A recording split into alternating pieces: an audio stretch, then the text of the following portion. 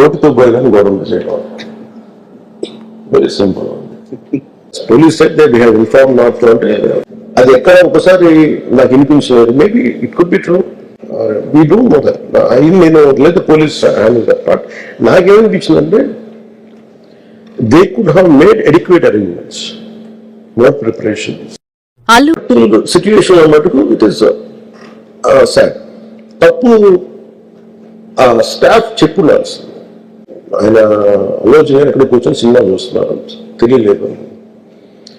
Someone must be within the vicinity దగ్గరలో వాళ్ళకి తెలుసున్నారు. They must have went there address the issue. Telangana ప్రభుత్వాన్ని సాఫ్ట్గా వెళ్ళి కొంతమంది కొట్టారు. లా ఏంటంటే నేను శాసనసభలో నేనేం చెప్పాను, ఇఫ్ ఐ మేక్ మిస్టేక్, నేను తప్పు చేసిన punishments. Law doesn't see who you are, how popular you are, how powerful you are, doesn't care. ఆ పాపం చనిపోయినప్పుడు నిజం quite painful.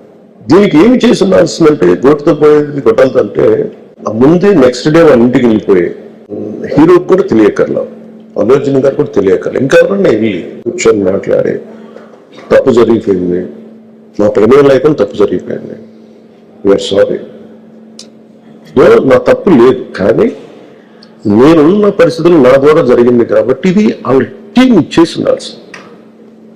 The producers and also because mere blaming one act, ఒక హీరోని blame చేయడం రైట్ కాదు. ఇది ఒక సినిమాని ఒక టీమ్ గా తీసినప్పుడు సమస్యను కూడా టీమ్ గాని తీసుకోవాలి. కానీ ఇక్కడ సమస్య ఏం చేశారంటే మొత్తం హీరో మీద పెట్టేశారు అండ్ ఒంటరి వ్యక్తిని చేశారు. అది నాకు కరెక్ట్ అనిపించింది. ఆ తర్వాత జరిగిన కాన్సెప్ట్ జైలులో వన్స్ కేసు పెడితే and we don't question police. మీరు అనుకుంటుంది ఏంటంటే చాలాసార్లు అడిగారు ఆయన పేరు చెప్పలేదని వాళ్ళు. I think he's beyond all that. అది చాలా lane reason and man of that state. ఎందుకంటే ఆ సినిమాకి ఇచ్చినంత పుష్ ఇంకా తెలంగాణ మేము ఇంకా హైదరాబాద్ లో వాళ్ళకి ఇచ్చినంత టికెట్స్ ఈవెన్ అంటే అక్కడ ఎక్కువ పాపులారిటీ ఉంది అంటే ఎక్కువ సీటింగ్ ఎక్కువ ఉన్న పర్టికులర్ ఫిల్మ్కి. దాన్ని ఎంకరేజ్ చేశాక అది ఎక్కడ ఆయన తగ్గించలేదు కదా.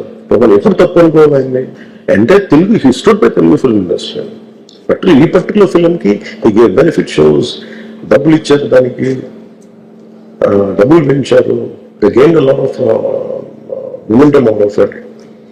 చేసిన తర్వాత అది ఒకదాని తర్వాత ఒకటి జరిగిపోవటం ఏమైపోయిందంటే అది ఒక రిపుల్ ఎఫెక్ట్ లా అయిపోయింది. అది ఎవరి చేతుల్లో లేదు. అది సో ఇవన్నీ చూస్తే సింపుల్ ఏమనిపించిందంటే ఎక్కడో ఒక మానవతా దృక్పథం లోపించింది ఓవరాల్ గా.